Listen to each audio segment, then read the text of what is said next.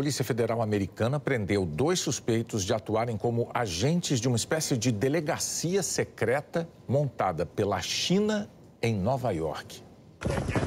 O FBI prendeu Lu Jianwang e Shen Jinping por acusações de obstrução à justiça e conspiração por atuarem como agentes chineses sem registro oficial. Os 2 têm cidadania americana. A Promotoria de Nova York e o FBI investigavam há alguns meses a suspeita de que a China mantinha um braço de controle do governo para conduzir operações sem autorização judicial ou diplomática. Era aqui, no meio de Chinatown, no sul de Manhattan, no 2º andar deste edifício, que até novembro passado a China tinha o que o promotor chamou de delegacia secreta chinesa.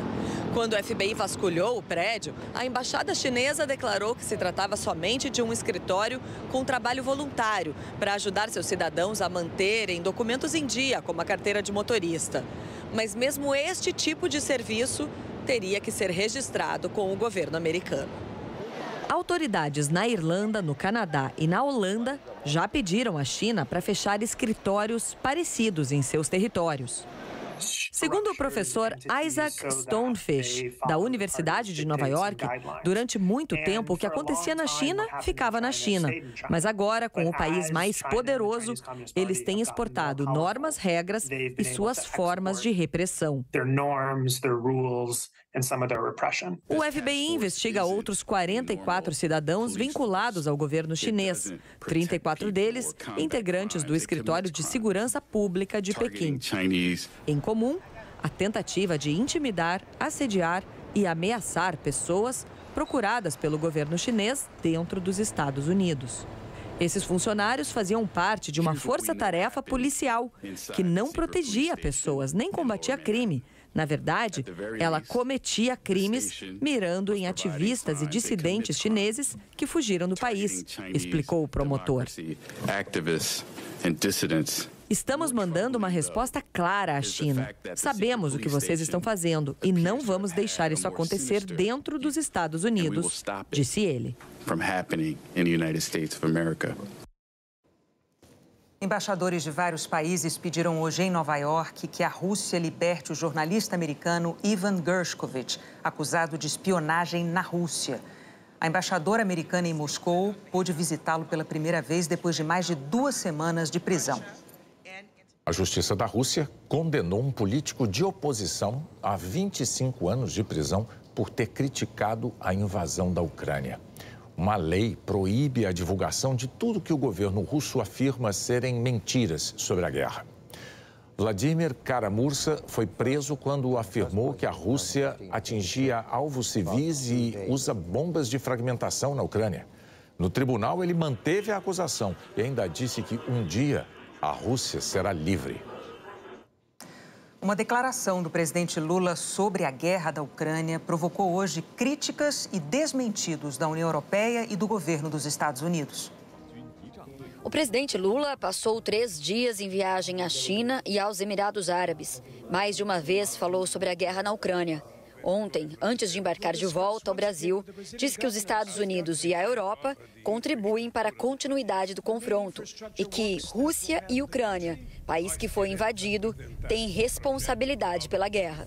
O presidente Putin não toma iniciativa de parar. President Putin doesn't take any initiative to stop the war. não toma iniciativa de parar. Zelensky from Ukraine doesn't take any initiative to stop. A Europa e os Estados Unidos terminam dando uma contribuição para a continuidade dessa guerra. Europe and the US.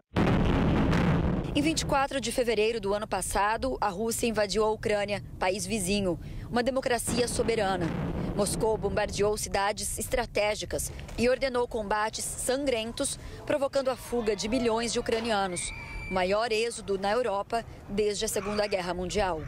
A Ucrânia vem se defendendo com armamentos e munições de países europeus e dos Estados Unidos.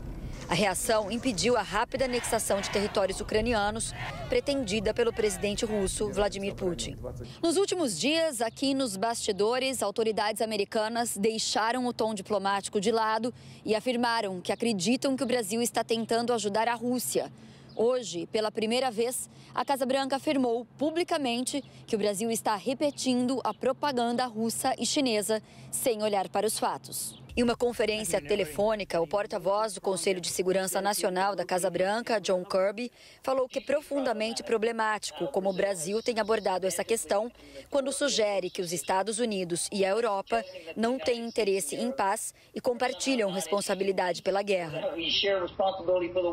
Ele disse que os comentários do presidente do Brasil de que a Ucrânia deveria ceder a Crimeia como concessão são simplesmente equivocados. O porta-voz da União Europeia também respondeu às declarações feitas pelo presidente Lula. Peter Stano afirmou que a Rússia é a única responsável pela guerra. A Rússia está violando os princípios da ONU e o Brasil reconhece isso. O Brasil votou junto com mais de 140 países das Nações Unidas para condenar a agressão russa e pedir pela interrupção e pela retirada dos soldados russos de todo o território da Ucrânia. O chanceler russo Sergei Lavrov está no Brasil em visita oficial e foi recebido pelo presidente Lula no Palácio da Alvorada. A visita de Lavrov foi combinada no mês passado. Pela manhã, ele esteve no Itamaraty. A reunião foi dividida em duas etapas. Na primeira, mais restrita, Sergei Lavrov e o ministro Mauro Vieira discutiram a guerra na Ucrânia. Na segunda, ampliada, participaram assessores das áreas de política e economia para discutir a relação bilateral. A Rússia é o principal fornecedor de adubos e fertilizantes para o Brasil. No fim das reuniões, os ministros Mauro Vieira e Sergei Lavrov fizeram uma declaração conjunta. Vieira não comentou as recentes declarações do presidente Lula, nem condenou a invasão russa à Ucrânia. O ministro brasileiro criticou as sanções econômicas impostas à Rússia e reiterou a decisão do Brasil, já manifestada na ONU, da necessidade de imediato cessar fogo. Reiterei nossa posição em favor de um cessar-fogo imediato, de respeito ao direito humanitário e de uma solução negociada com vistas a uma paz duradoura que contemple as preocupações securitárias de ambos os lados. Também reiterei a posição brasileira à aplicação de sanções unilaterais. Tais medidas, além de não contarem com a aprovação do Conselho de Segurança das Nações Unidas, têm impactos negativos sobre as economias de todo o mundo, em especial em países em desenvolvimento, muitos dos quais ainda não se recuperaram plenamente da pandemia. Sergei Lavrov deu as declarações em russo, com tradução simultânea para o português. Ele classificou as sanções como ilegítimas. Agradeceu a quem chamou de amigos brasileiros a compreensão da origem da situação e o desejo de contribuir na busca de meios para resolvê-la, que, segundo ele, tem que ser duradoura e não imediata, e com a participação de todos. Em outro momento, segundo a tradução simultânea em português, Lavrov disse que Brasil e Rússia têm visões únicas sobre o que acontece no leste europeu.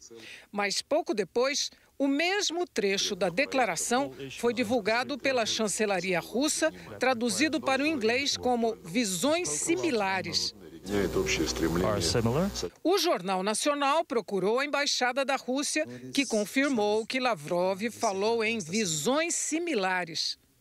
O chanceler russo também defendeu que o Brasil ocupe uma cadeira permanente no Conselho de Segurança da ONU.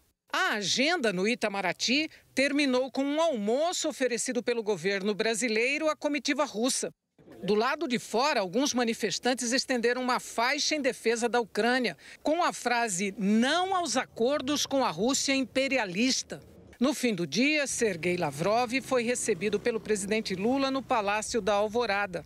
O encontro, a portas fechadas, durou cerca de 1h30.